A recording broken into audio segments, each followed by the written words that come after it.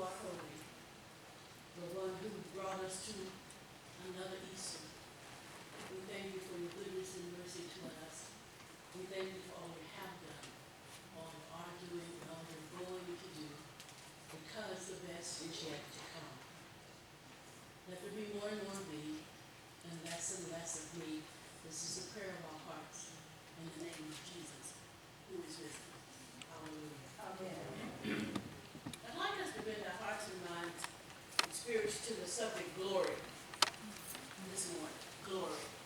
The scriptures are taken from Mark 16, verses 9 to 15, 1 Corinthians 15, verses 1 through 8a, under the Voice translation.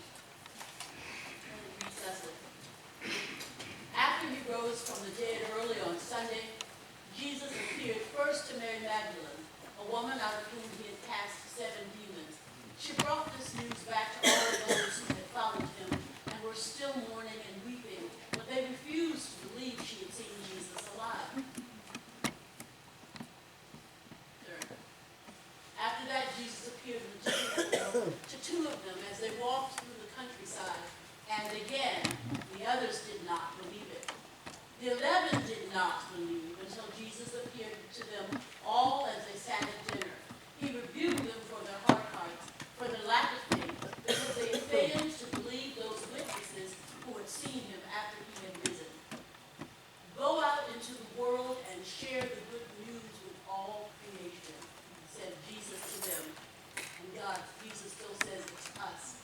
In 1 Corinthians 15, let me remind you, brothers and sisters, of the good news that I preached to you when we first met. It is the essential message that you have taken to heart, the central story you now base your life on.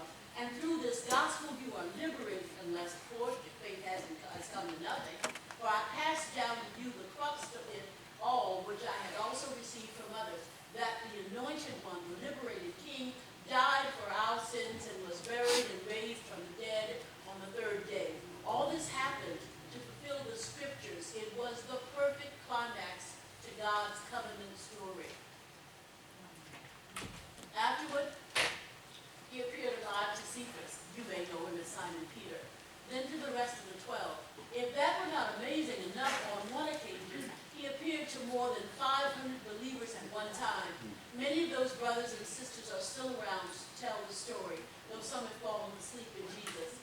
Soon he appeared to James, his brother, and the leader of the Jerusalem church, and then to all the rest of the emissaries he himself commissioned.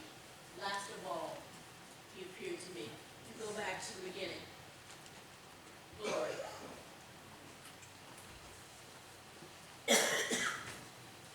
Human beings are very interesting creatures, aren't we? We are complex in many ways, and then we're very simple in others. The truth of the matter is, Jesus compares us to sheep often, and it's actually not that great a comparison. Because I think what he really was pointing out to us is how really dumb we are. Sheep are really dumb. They're lovely, and I guess if you like lamb, okay. But they're very trusting, and they're dumb.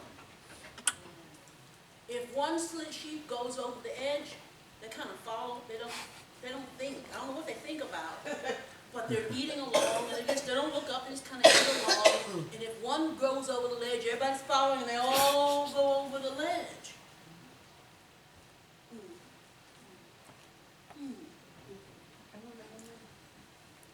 Bless them. If they fall on their side, they don't have the sense to get up. You got to get them up. Because if you don't get them up, their stomach gases gather in their bellies to the point that it bursts, and they die. Did you know that? They're weird. And Jesus says we are like sheep. Another way that all humans are alike is that we like stories. We like stories. Why? Because so much can be contained in a story. Truth is contained in a story. I always say that stories are the Tupperware of the universe. Anything that's important for human beings to believe and to remember from decade to decade, generation to generation, put it in a story and it will last. It will be available, fresh as new when we pop the lid. We are people of the story. We are people of the greatest story. It's a fantastic story, but it's true. But you and I only access the truth of the story when we, like sheep, believe and follow where the story leads to its logical conclusion. And in our text today, we grab hold of the story, which is the life and the mission of Jesus Christ, and what it means to the world, what it means to you, what it means to me, that this being was born. He came down a woman's birth canal after being placed there by the Holy Spirit. Let me say this one time, please. John says, in the beginning was the Word, and the Word was with God.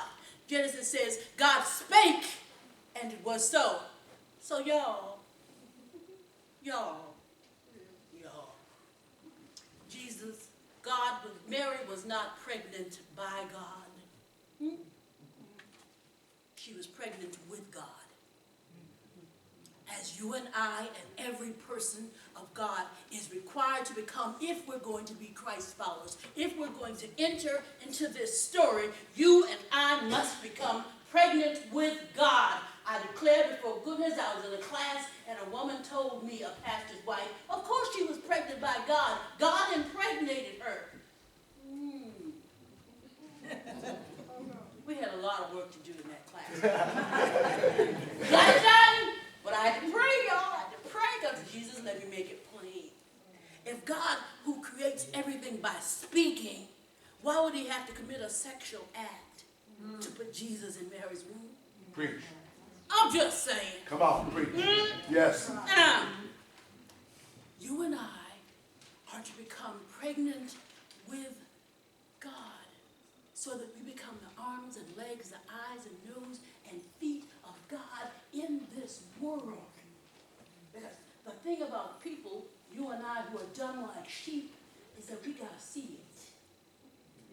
We got to see it to believe it. And even then, you may not believe it. But we got to at least see it.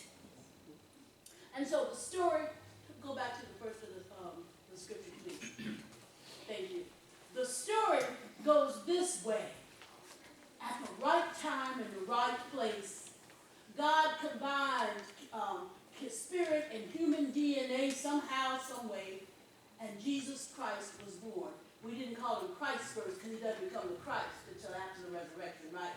But this baby was born of a young girl named Mary. Her husband-to-be knew that he hadn't slept with her, and she popped up pregnant. He was a good man, and so he didn't put her away publicly because her village had the right to stone her to death for being pregnant and unmarried. He was a good man. He didn't want her embarrassed, and he was her midwife. He kept her so that she would not be harmed, so that the baby could be born. You do know that the devil's job from the beginning was to make sure that Jesus was never born. Never ever.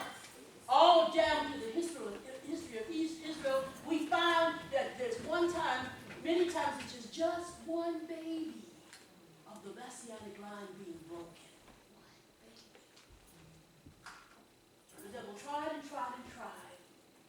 And finally the time came and Mary said yes. Now you don't have to agree with me, but I don't think Mary was the only one who had the opportunity to be the mother of the Messiah. God asks us to do stuff all the time. God's always talking to us. We don't always listen. We don't always hear. And probably more to the point, we don't always want to do what he asks. I know that about you because I know it about me. Say so. Sometimes Jesus asks me to do stuff and I go, really? I'm certain you have the wrong person, God. That is not on my mind. See, I've got a good plan here, Brother TJ. My plan is this. It's not given me. This is what I want to do. You know what I'm saying? I thought it out.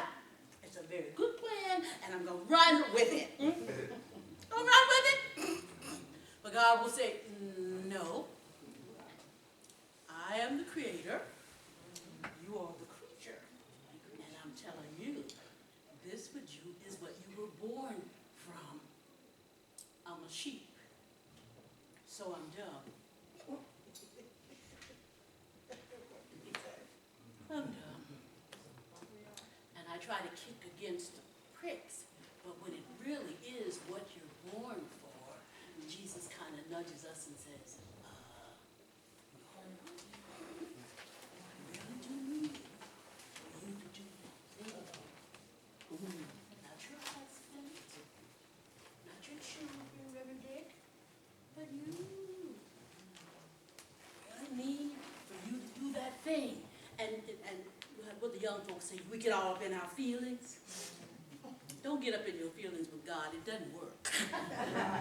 I'm just here to tell you, it doesn't work. So get out your feelings and get busy saying, yay, Lord. Because our arms really are too short to box with God. And God is trying to push the storyline along. And the Lord pushes the storyline along from generation to generation. From Adam until the last Adam, we are connected by the story.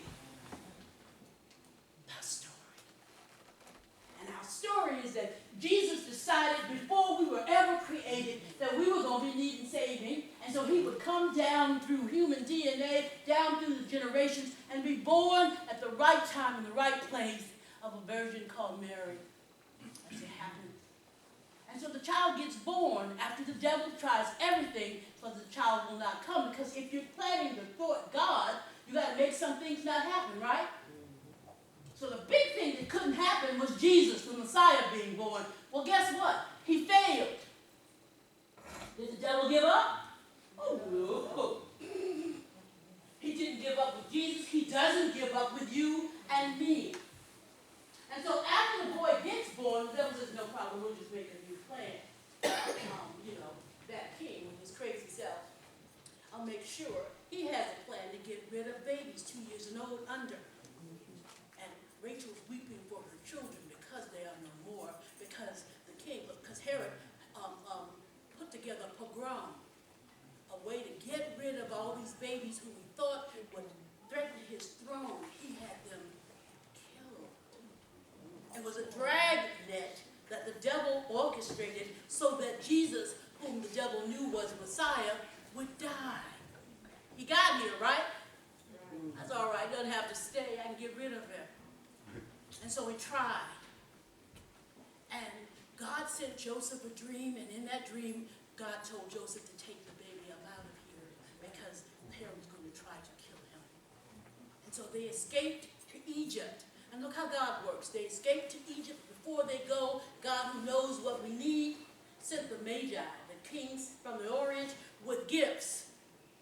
Expensive gifts that could be turned into money, y'all, which they were going to need for the time they were in Egypt. The story progresses. Not to worry. Didn't make sure he didn't get here.